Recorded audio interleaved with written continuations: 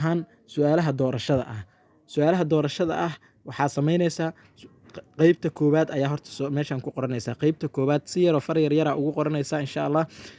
Kadib waxaa samaynaysaa halkan waxaa ku qoratay qeybta koowaad hoosta ka xariiqatay. Qeybtan marka waxaa lagaa rabaa yaryarka ah inaad nambarada ku qorato nambarka su'aasha ay tahay. Tusaale ahaan number 1 waaye su'aasha. Number 1 ayaa ku qoranaysaa. Kadibna halkan ayaa waxaa ku qoranaysaa hadday tusaale ahaan number 1 B la dooranayo kalo B ayaa ku qoranaysaa horteeda. Aniga hadda waxa waaye qalin ma isticmaalay laakiin idinka waxaa sameey kartiin inaad aad hoosta farta iska yaryaraysan insha Allah. Si uu buugu kuugu qaado wax badan insha Allah oo halkan ay tusaale ahaan 17 su'aalood ilaa 20 su'aalood koowaad ay kuugu qaado warqadan koobaad. Nambarka su'aasha qoraysa number 2 oo kale hadday ay tahay in la doorto A ku hor qoraysa. Qaybtan kale A ku qoraysa oo jawaabta ah. Qaybtan yartaana waxaa ku qoraysaa su'aasha nambarkeeda. Okay, intaas waa isla fahnay ayaan filayaa. Okay, waxaa rabtaa inaad ka jawaabtid su'aalaha tusaale ahaan isku aadiga oo kale. Su'aalka isku aadiga markaa ku qoraysid horta kow baartiga ayaa soo qoranaysaa. Baartiga markaas ay tahay ayaa hoosta ka xariiqanay waa fahmi kartaa markaa wax ka jawaabaysid. Markaa sidaas waxa aad samaysid waxaa kaloo samaynaysaa su'aasha nambarkeedana halkan ayaa ku qoranaysaa.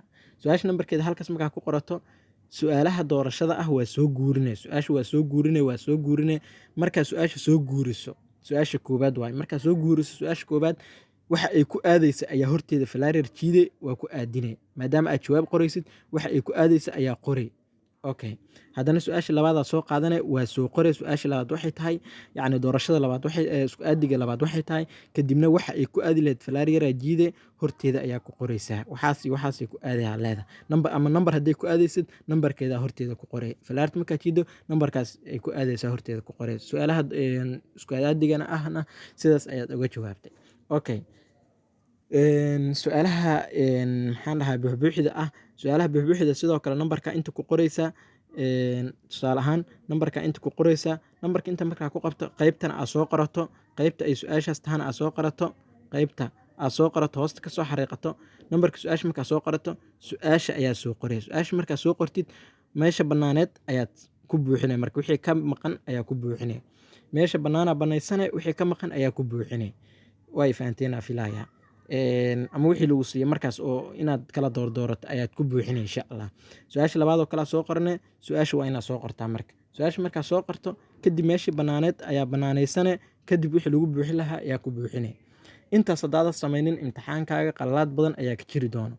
Maxaa kuu soo haray haddii aad ka tagto hal baarti haddaa ka tagtana imtixaankaas haafkaas baartigaas sidaas ayuu kuu daayay. Ama haddaad tusaale ahaan su'aalaha doorashada ah uga jawaabto warqadda absolutely su'aalaha doorashada inaad ka shaqeyn oo kale ayay la mid tahay. Inaa wax badan faa'iideynaa rajeynaa insha Allah. Su'aalaha tooskaana si la mid ah sidoo kale su'aasha soo qoray number 1 hadday tahay number 1 soo qoray. Number 1 hadday tahay number 1 soo qoray kadibna jawaabta ku hor qoraysaa.